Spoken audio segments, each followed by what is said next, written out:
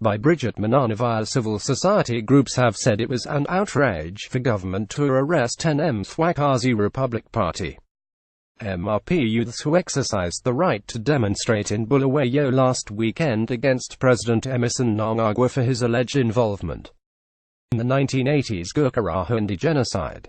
Mthwakazi youths protesting against President Emmerson Mnangagwa in Bulawayo. About 10 youths were allegedly beaten to pulp by members of the army and police and were later detained at Mthwakazi barracks after they were reportedly dragged outside the venue of a church meeting at the Zimbabwe International Trade Fair ZITF grounds where Mnangagwa was the guest of honor. Civil society groups said it was an outrage to arrest Mthwakazi youths official based on pro-genocide airs lunacy.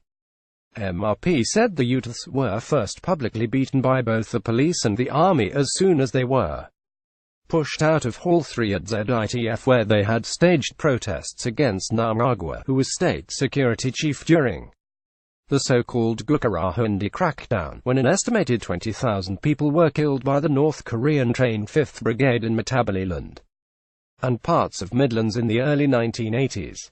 We had been hoping that they are being held by ZRP at an unknown location, but we were reliably informed that they are now being held by the military at Notorious Brady, renamed Mthwakazi Barracks in Bulawayo. We note that an argument arose between the army and the police on the action to be taken, and army and ZANU-PF youths insisted they should be taken to the army barracks to be tortured since there was no chargeable offense.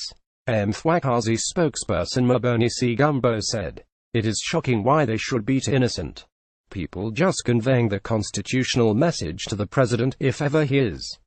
This is a clear proof that Mnangagwa is unrepentant. He is as good as his former boss Robert Gabriel Mugabe.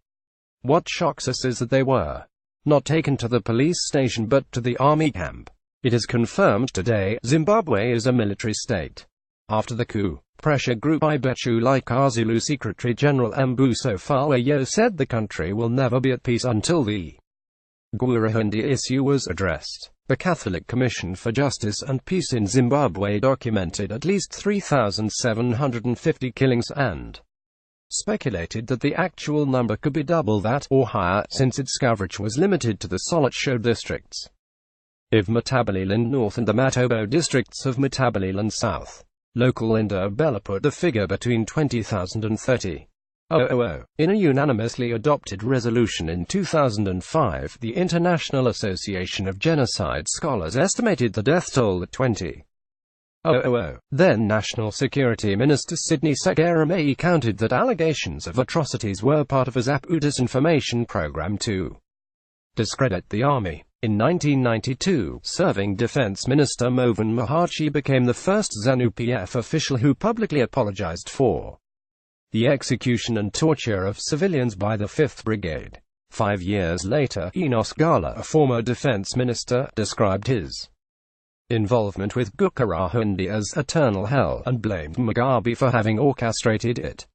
Speaking at Gamo's memorial service on July 2, 2000, now deposed President Robert Mugabe admitted that thousands had been killed during the campaign, calling it a moment of madness. The ZANU-PF government has said it is closed chapter. It is sad that the people who were expressing themselves ended up being beaten, arrested.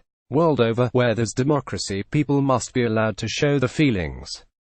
It's very easy. There will never be peace in the country as long the Gukurahundi issue is not dealt with. There's a need to engage all stakeholders, Fawayo told the Daily News. The 1993 Mthwakazi human rights restoration movement called on this bloodletting and blood-dripping regime to abandon its ongoing genocidal forays in Matabeleland. Enough blood of the Matabele has been shed. Since 1983, the rivers and rivulets of Zimbabwe have become the rivers and rivulets of Matabele blood, the group said in a damning statement. It is also important and crucial that the regional and continental bodies, SADC and take a stand and rein in Mnangagwa and his regime instead of showering this regime with blessings while it continues violating human rights with impunity. The United Nations must also step in and condemn and demand the safe return of these youths to the people of Matabeleland. Political analyst Maxwell Songwim also took to his Facebook page to express disgust. President Mnangagwa is so poorly advised. When you take power on a ticket of change, you don't arrest protesters raising a pertinent issue that has not been addressed for decades. Instead, you seek audience with them, hear them out, and explain what you are doing and planning to do about the issue. Songwim wrote, "Arresting and assaulting protesters reminds us of the obvious, that Mugabe has gone, but the intolerant and undemocratic system that violates human rights is still intact. A bad start to 2018 by Zimbabwe's regime." Daily News.